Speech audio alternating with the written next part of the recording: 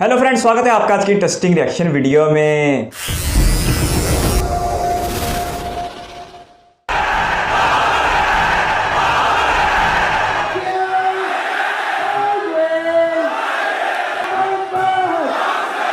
आपका स्वागत है। मैं विवेक बिंद्रा, मोटिवेशनल स्पीकर। आज एक ऐसे इंसान की बात करूंगा, हो सकता है आपकी आत्मा कांप जाए। एक बात कहूं, वीडियो पूरा देखिएगा अगर हिम्मत है आप में तो, और कोशिश करिएगा कि अंत में रोए भी ना आप। इनका नाम है छत्रपति संभाजी महाराज। आपने छत्रपति शिवाजी महाराज का वीडियो देखा था। यह उनके ज्येष्ठ पुत्र 1657 में इनका जन्म हुआ। बचपन से आखिरी तक केवल संघर्ष। 2 साल की उम्र में ही इनकी माता का देहांत हो गया। मां जीजाबाई, जो छत्रपति शिवाजी महाराज की मां थी, यानी कि इनकी दादी, उन्होंने इनको पालन पोषण किया। सोचता हूं कहां से शुरू करूं और कहां लेके जाऊं। अद्भुत बालक जिसके बारे में पूरी दुनिया को पता लगना जरूरी है। 13 साल की उम्र तक 13 भाषाएं सीख चुके थे। 13 साल की उम्र तक संस्कृत के विद्वान पंडित सारी रीजनल भाषाएं, भारत की पुर्तगालियों की भाषा, अंग्रेजों की भाषा, मुगलों की भाषा, साउथ इंडियन लैंग्वेज, सारी डेक्कन भाषा, कई शास्त्र लिख डाले। ध्यान दीजिएगा, शास्त्र पढ़ डाले नहीं बोल रहा। 13 साल की उम्र तक 13 भाषा और कई शास्त्र, बुद्ध भूषण और नखशिखा जैसे वो शास्त्र, और कई शास्त्र जहां पे इन्होंने अपने रायगढ़ के किलों की बात करी, गणपति का बहुत सुंदर गुणगान किया। हॉर्स राइडिंग, आर्मरी, तीरंदाजी और बॉडी बिल्डिंग, इन सब में तो इतने पावरफुल थे। एक्चुअली ना, अगर आप ध्यान से देखो तो ये एक रेयर कॉम्बिनेशन है, शस्त्र और शास्त्र दोनों के। जो बच्चा या जो व्यक्ति शास्त्र पढ़ने में बड़ा एक्सपर्ट हो जाता है ना, फिर उससे शस्त्र उठता नहीं, और जो शस्त्र उठा लेता है वो शास्त्र पढ़ने में निपुण नहीं होता। अद्भुत बाल साहित्यकार, जो साहित्य पढ़ता भी था और साहित्य लिखता भी था। हुआ क्या, बुद्धि और बल दोनों बढ़ गया। 60 किलो की तलवार लेके 16 साल की उम्र में पहला युद्ध रामनगर का जीता। छोटा बच्चा होता है ना, उसका मन होता है कि पिता के साथ समय बिताए, पर पिता उस समय मुगलों से लोहा लेने में व्यस्त हो चुके थे। लेकिन एक बार छत्रपति शिवाजी महाराज ने, अभी ये 9 साल के थे संभाजी महाराज, इनको क्या बोले, मेरे साथ चलो, आगरा जा रहा हूं मैं, वहां के मुगल शासक औरंगजेब से मिलने।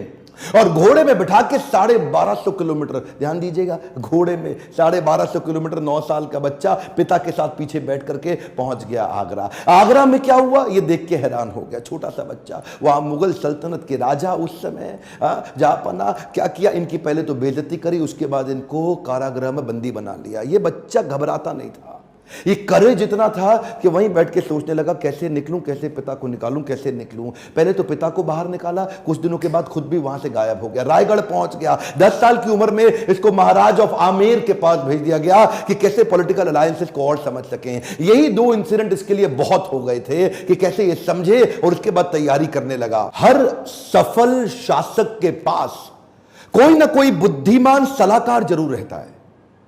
चंद्रगुप्त मौर्य के पास चाणक्य पंडित थे, जिन्होंने धनानंद के सारे साम्राज्य को उखाड़ा था। ठीक इसी प्रकार इन्होंने उज्जैन के कवि कलश, उनको अपना सलाहकार, एडवाइजर, फ्रेंड, फिलोसोफर, गाइड बनाया, जो अपनी कविताओं के माध्यम से इनकी विचारधारा को तैयार किया करते थे। इनकी सोचने की क्षमता, इनके बैरियर्स को खत्म करते थे। वो उनके ऐसे महान इंटेलिजेंट एडवाइजर थे जो हमेशा इनके, कवि कलश को हमेशा अपने साथ रखते थे। पिता भी युद्ध लड़ने में बिजी थे, इन्होंने 19 साल की उम्र से पिता के पीछे से अपने रायगढ़ के किले को संभालना शुरू कर दिया। 23 साल की उम्र में 1681 में पिता छत्रपति शिवाजी महाराज, वीर मराठा, उनका देहांत हुआ। इन्होंने 1 मिनट समय नहीं देर गवाया, तुरंत तैयारी करी। तुरंत क्या तैयारी करी, औरंगाबाद में औरंगजेब का सबसे बड़ा किला, और ये सोचने लगे कि हमारे पास आज धन की तो कमी है, और अगर इसके किले को पहली बार में मैं उखाड़ दूं, इनका धन घटेगा, मेरा बढ़ेगा, डबल बेनिफिट। औरंगाबाद की इस बड़ी लूट और बड़ी हार ने औरंगजेब को एकदम हैरान कर दिया। औरंगजेब ने सोचा भी नहीं था कि 23 साल का ही तो बच्चा है ये ऐसा कैसे कर सकता है। और इसने अपने हुसैन अली खान नाम का अपना सबसे बड़ा जनरल, उसको 20,000 हाथी और सैनिकों के साथ, घोड़ों के साथ, पशुओं के साथ भेजा कि इसको खत्म कर। हुसैन अली खान बोला कि 2 दिन में खत्म कराऊंगा, 2 दिन में खत्म। वहां पे मराठा इतने तेज, और इसका जो करेज था ना, इनकी लीडरशिप बड़ी पावरफुल थी। मराठा इकट्ठे हो गए, और हुसैन अली खान को 1 साल लगा, कुछ नहीं कर पाया, कई बार उसको मारा। इसने इसको वापस बुलाया और 1680, 81, 82 कई दफा अटैक कराया। अच्छा, एक भी लड़ाई नहीं। एक बात बताएं आपको, पूरे इतिहास के अंदर शायद छत्रपति संभाजी महाराज ही अकेला ऐसा योद्धा रहा होगा हमारे देश से जिसने 9 साल के अंदर 120 लड़ाइयां लड़ी लेकिन एक भी नहीं हारा। औरंगजेब सोचा पूरा नॉर्थ तो मैं जीत ही चुका हूं, अब तो केवल डेक्कन बाकी रह गया है। डेक्कन समझते ना, जो उस समय का जो दक्षिण था, अहमदनगर से नीचे लेके जो आज का केरला, कर्नाटका, तमिलनाडु, आंध्रा, हैदराबाद, जितना भी आज पूरा देखते हैं महाराष्ट्र मिला के, वो सोचा कि बस ये डेक्कन जीतना बाकी रह गया है। तो वो महाराष्ट्र की तरफ जब बढ़ने लगा तो वहीं औरंगजेब ने एक ट्रीटी साइन करने की कोशिश करी, एक कॉन्ट्रैक्ट साइन करने की कोशिश किया पुर्तगालियों के साथ गोवा में, ताकि समुद्री रास्ते से उनको एक और सपोर्ट मिले, उनके आर्म्स एम्युनिशन मिडिल ईस्ट से आ सके। औरंगजेब बहुत तेज था, बोला सोचा नॉर्थ से भी सपोर्ट लूंगा, पोर्चुगीज लोगों को साथ रखूंगा, साउथ से और निकालूंगा, तीनों चारों दिशाओं से खदेड़ के खत्म कर दूंगा, ये तो छोटा सा बच्चा है। इन्होंने जैसे ही पता चला संभाजी महाराज को, सबसे पहले ये गोवा में घुस गए। गोवा में जाकर के इन्होंने पोर्चुगीज को तो उखाड़ उखाड़ के बहुत फेंक फेंक के मारा और ये वापस आए। उसके बाद फिर लड़ने की तैयारी करी। मेरे हिसाब से छत्रपति संभाजी महाराज की सबसे बड़ी अचीवमेंट्स में एक अचीवमेंट तो यह रही कि उन्होंने 9 साल तक औरंगजेब को मराठाओं के बीच में घुमाता रहा। औरंगजेब एक्चुअली नॉर्थ छोड़ के यहां आ गया और मराठाओं के बीच में इतना घुमाया, 8 लाख की सेना, इनकी 20,000 की सेना। इन्होंने मराठाओं को इधर से मार उधर से मार, इतनी लड़ाइयां लड़ी, एक बार भी औरंगजेब जीत नहीं पाया। अच्छा हुआ ये क्योंकि इनको यहां बिजी रखा ना, जरा ध्यान दीजिएगा, तो उधर नॉर्थ में डेक्कन में बिजी रख करके उधर नॉर्थ में पंजाब के अंदर, बुंदेलखंड के अंदर, राजस्थान के अंदर स्वदेशी सल्तनतें वापस तैयार होने लगी। उधर 9 साल का गैप मिल गया ना, तो 9 साल के अंदर स्वदेशी ताकतें फिर खड़े होने लगी। हमारे देश के हिंदू राजा वापस आए मुगलों से लड़ने के लिए। ये इसको गोल गोल घुमाते रहे, इतना गोल गोल घुमाया कि पूरे भारत को जीतने का गोल हाथ से छूट गया। गोल गोल घूमा, गोल नहीं पूरा हुआ। औरंगजेब वो कहां रुकने वाला था, उसने नई तरकीबें लगानी शुरू कर दी। नीचे से सिद्दीस को साथ में लिया, मैसूर के राजा को अपने साथ में लाया, पुर्तगालियों को फिर ताकतवर बनाया, चारों तरफ से घेरने की कोशिश करी मराठाओं को। लेकिन ये उम्र से तो छोटे थे, लेकिन उम्र इनके लिए कोई बड़ी बात थी नहीं। ऐसे courageous, confident, powerful in decision making, leadership बड़ी अद्भुत, उम्र से काफी आगे चल रहे थे।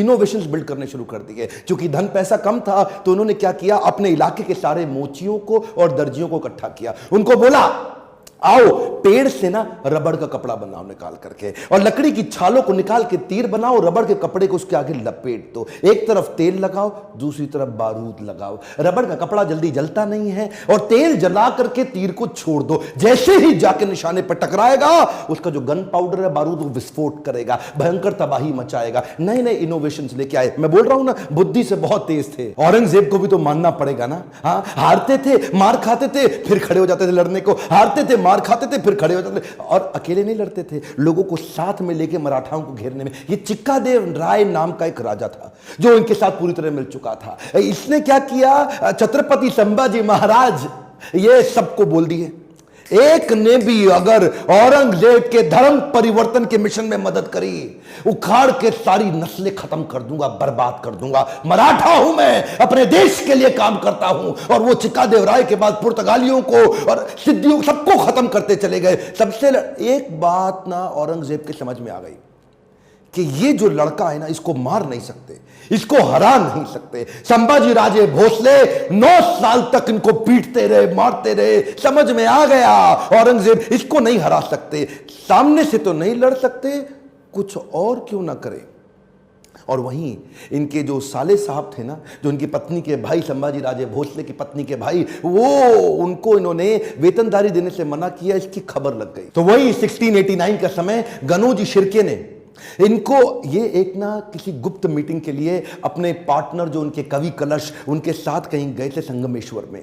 और वहीं गनोजी शिर्के ने इनके एक जनरल को, आर्मी के, औरंगजेब के, उसको बता दिया कि ये गुप्त रास्ते से जाओ, इनको आप खत्म कर दोगे। और वो लेकर के मामूली से 2000 लोगों को लेके पहुंच गया इनको पकड़ने के लिए। 8 लाख लोग तो हरा नहीं पाए, इनको पता था नहीं हरा सकते, 2000 से हारना पड़ा। क्यों? क्योंकि धोखा दिया गया। गनोजी शिर्के बेईमान हो गए, अपना परिवार का इंसान बेईमान हो गया। हाँ, हमें तो गनोजी शिर्के ने लूटा, औरंगजेब में कहां दम था, अपनी कश्ती वहां डूबी जिधर पानी कम था। गनोजी शिर्के ने वो गुप्त रास्ता औरंगजेब के जनरल को बता दिया। ये लेकर के सिपाही सेना वहां जाके पहुंच गए, निहत्ते जाकर के उनको पकड़ लिया, कब्जा लिया। साथ में कवि कलश और इधर छत्रपति संभाजी महाराज, दोनों करते क्या ना करते, 8 लाख लोग मिलकर के नहीं इनसे लड़ सके।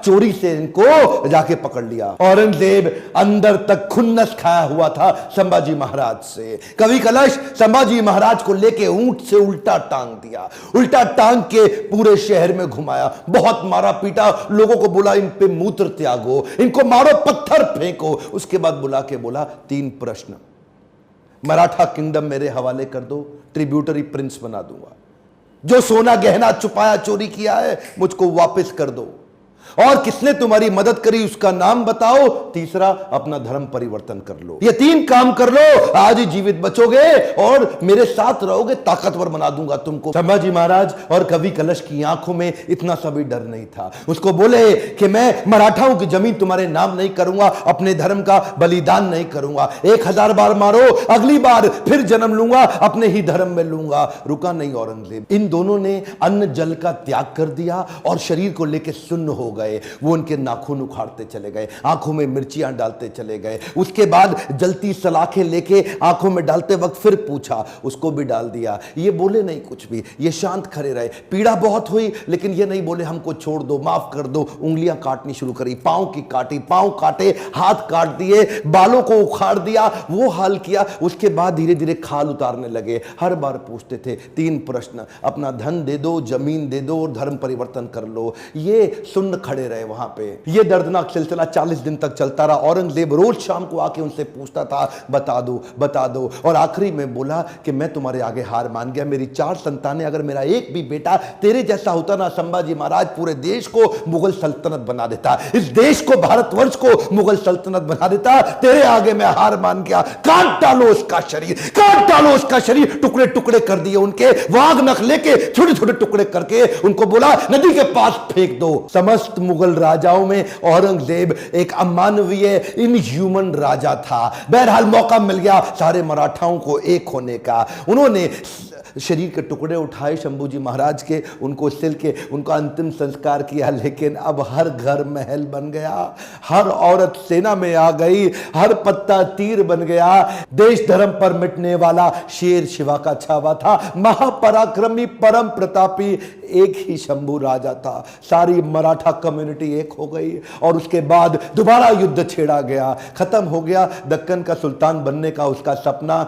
कुछ ही साल के अंदर वहीं दक्कन की भूमि में मारा गया, वहीं खत्म हो गया। औरंगजेब देश को नहीं जीत पाया। गर्व है मुझे कि मैंने जन्म लिया ऐसे देश में जहां वीर मराठा संभाजी महाराज का जन्म हुआ, पर दुख है मुझे कि देश आज ऐसे वीरों को भूलता चला जा रहा है। आज मेरी, आपकी, हर मराठा की और पूरे देश की जिम्मेदारी है कि इनकी कहानी पूरे देश को पता लगे। कहानी तो बहुत अच्छी थी छत्रपति संभाजी महाराज की जिंदगी की, लेकिन जो उनका देहांत और जो उनका आखिरी वक्त था वो सच में बहुत ज्यादा तकलीफ दे था और किसी भी तौर ये ऐसा सलूक नहीं था जिसकी इंसानियत में कभी भी हमायत की जाए। औरंगजेब की तरफ से जिस तरह उनको बदतरीन तशद्दुद के बाद कत्ल किया गया वो बहुत ही ज़्यादा गलत है। खैर, उनकी इब्तदाई ज़िंदगी की बात करते हैं तो 9 साल की उम्र में वो कई ज़ुबानों पर अबूर हासिल कर चुके थे, हत्ता कि इंग्लिश बोलते थे, पुर्तगाली बोलते थे, नॉर्थ से साउथ सारी ज़ुबानें उनको आ चुकी थी। इसके साथ साथ उनका अपने मज़हब के साथ लगाव बहुत ज़्यादा था और जिस तरह वीडियो में कह रहे थे कि जो किताबें पढ़ता है फिर उसे तलवार नहीं उठाई जाती, जो तलवार उठाता है फिर उसे किताबें नहीं पढ़ी जाती। लेकिन ये ऐसी शख्सियत है जिन्होंने दोनों काम करके दिखाए और बचपन से ये बहुत ज़्यादा समझदार थे। जिस तरह वीडियो में कह रहे हैं कि सिर्फ 9-10 साल की उम्र में इन्होंने 1200 किलोमीटर से ज़्यादा का सफ़र अपने बाप छत्रपति शिवाजी महाराज के साथ किया। वहाँ से जब उनको कैदी बना लिया गया उसके बाद उन्होंने अपनी अकल और दानिश को इस्तेमाल करते हुए वहाँ से छुटकारा हासिल किया और इसके बाद जो इनका एक मुशीर ख़ास था जिसका नाम मेरे ज़हन से स्किप हो गया। खैर, वीडियो ने एक बात बिल्कुल ठीक की है कि हर बड़े बादशाह का कोई ना कोई मुशीर ज़रूर हुआ करता है और उनकी बात सुनते हुए मुझे सिकंदर आज़म का ज़माना याद आ रहा था कि अलेक्जेंडर द ग्रेट का उस्ताद अरस्तू था, अरस्तू का उस्ताद अफलातून और अफलातून का उस्ताद सकरात था। खैर, छत्रपति शंभूजी महाराज की बात करते हैं जिन्होंने अपनी ज़िंदगी में 120 लड़ाइयाँ लड़ी और किसी एक लड़ाई में भी बराह रास्त शिकस्त नहीं खाई। ये बड़ी ज़बरदस्त बात है। और उनकी 20,000 मराठी फौज ने 8 लाख मुगलों की फौज को आगे लगाए रखा। और उस वक्त मुगल अपनी ताकत को लेके, अपनी फौजी ताकत को लेके दुनिया की सबसे मजबूत तरीन फौज हुआ करते थे। उसके बावजूद दक्कन के इलाके, जो साउथ इंडिया के इलाके हैं, वो हासिल करने में नाकाम रहे, जिसकी सबसे बड़ी वजह इसी तरह के मरहट्टे बादशाह थे। जिस तरह इनकी जंगी सलाहियतों का जिक्र किया गया वो सच में बहुत ज़बरदस्त है। जिस तरह इन्होंने अपने ही मुकामी लोगों को, हुनरमंद लोगों को, मोचियों को और लोहारों को इकट्ठा करके उन्हें नेज़े बनाने के लिए कहा और एक ऐसा नेज़ा या ऐसा तीर ईजाद किया जो दुश्मन के लिए बहुत ज़्यादा खतरनाक साबित हुआ। ये यहाँ से उनकी कायदाना सलाहियतों का पता लगता है कि कितने कम वसाइल के साथ उन्होंने दुनिया की एक मजबूत तरीन फौज को इतना अरसा तक टक्कर दिए रखी। और ये औरंगज़ेब को इस इलाके में मसरूफ़ रखने की वजह ही थी जो पंजाब, राजस्थान और दूसरे इलाकों में मकामी रियासतें फिर से मजबूत होने लगी। औरंगज़ेब के लिए छत्रपति शिवाजी महाराज के बाद उनके बेटे छत्रपति शंभूजी महाराज भी एक बहुत बड़ा चैलेंज साबित होते रहे। लेकिन जिस तरह उनका आखिरी वक्त आया और जिस तरह उनके साथ धोखा किया गया करके अपने ही फर्द की तरफ से, तो ऐसा हिस्ट्री में होता है। बंगाल को देखें तो वो बंगाल का जो सिपा सलार था वीर साधक, वो भी इसी तरह अंग्रेज़ों के हाथों इस्तेमाल हो गया। और टीपू सुल्तान भी गद्दारी की वजह से मारा गया। तो ये इंसानों की एक बहुत लंबी हिस्ट्री रही है कि जब किसी को कोई बाहर से नहीं हरा सका तो फिर अंदर के लोगों ने ही, घर के लोगों ने ही लंका ढाई है। तो इनके साथ भी बिल्कुल ऐसा ही हुआ और एक वीराने में इन्हें पकड़ लिया गया और उसके बाद इनके साथ इंतहाई गैर सोच इंसानी सलूक करते हुए इनकी जान ले ली गई। लेकिन जो इनको 3 ऑफरें करवाई जा रही थी कि एक तो आप अगर हमारे साथ मिलते हैं मुगल सल्तनत के साथ तो आपको अपने इलाके का गवर्नर या अपने इलाके का कोई बादशाह बना देंगे, इसके साथ साथ हमारा छीना हुआ सोना वापस कर दो। और उसके बाद जब 40 दिन तक औरंगज़ेब की ये मुतालबे नहीं पूरे हुए तो फिर बिल आखिर औरंगज़ेब ने गुस्से में आके उनके बदतरीन कत्लेआम का हुक्म दे दिया और उनकी लाशों की अच्छी खासी बेहुरमती भी की गई। मैं फिर से कहूँगा, कोई भी मज़हब, कोई भी माशरा इस तरह के कत्ल की इजाज़त हरगिज़ नहीं दे सकता। दुश्मन को मारने का अधिकार एक अपनी जगह, लेकिन दुश्मन के मरने के बाद उसकी लाश की बेहुरमती अपनी जगह, जो कि एक गलत बात है। इनके वालिद छत्रपति शिवाजी महाराज की इज़्ज़त इसलिए भी ज़्यादा क्योंकि उन्होंने बाहर से आए हुए मुगलों के ख़िलाफ़ एक इतनी बड़ी मुज़ामत की और बड़े अरसे के बाद एक हिंदू सल्तनत की बुनियाद रखी जिसे मलहटा अम्पायर कहा जाता है। तो ऐसे लोगों की यकीनी तौर पर इज़्ज़त होती है जो बाहर से आए हुए दुश्मनों का मुकाबला करते हैं। अब चाहे कोई हिंदुस्तान का मुसलमान है, चाहे कोई अफ्रीका का मुसलमान है, कहीं भी किसी खिते में कोई भी मुसलमान है तो वो सलाहुद्दीन अयूबी को एक हीरो के तौर पर देखता है, क्योंकि सलाहुद्दीन अयूबी ने मुसलमानों के एक अजीम शहर यरूशलेम को फतह किया था। तो इसी तरह छत्रपति शिवाजी महाराज और उनके बाद उनके बेटे शंभूजी महाराज की भी इज़्ज़त बनी रहेगी क्योंकि उन्होंने अपने धर्म को और अपने इलाके को गैर मुल्की हमलावरों से महफूज कर दिया था। औरंगज़ेब का तो किरदार खुद भी अच्छा नहीं था और जो उसने दीन इलाही के नाम पर एक फितना शुरू किया था उसकी उस वक़्त के उलमा किराम खुसूसन शाह वली अल्लाह ने बड़े सख्त अल्फाज में मजम्मत की थी और उसके दरबार में खड़े होकर उसे गलत कहा था, जो कि बड़ी ज़बरदस्त बात थी। औरंगज़ेब खुद को मुसलमान कहता था लेकिन उसमें मुसलमान लीडरों वाली बिल्कुल भी कोई बात नहीं थी। और औरंगज़ेब के मुताल्लिक़ ये मशहूर है कि उसने ना तो कोई भाई छोड़ा और ना ही कोई नमाज छोड़ी, यानी कि उसने इक़्तिदार पे आने के लिए अपने 3 भाइयों का कत्ल करवाया और अपने बाप शाहजहां को उसने कैद खाने में बंद कर दिया। सबसे ज़्यादा अरसा तक इक़्तिदार करने वाला औरंगज़ेब मुगलों की 327 साल तारीख़ का एक बदनाम शख्स साबित हुआ। आपके कीमती वक्त का शुक्रिया। अगर आप भी किसी वीडियो पर अच्छा चाहते हो तो अपनी कीमती राय कमेंट बॉक्स में ज़रूर दीजिएगा। इस वीडियो को कीमती समय देने के लिए बहुत सारा धन्यवाद।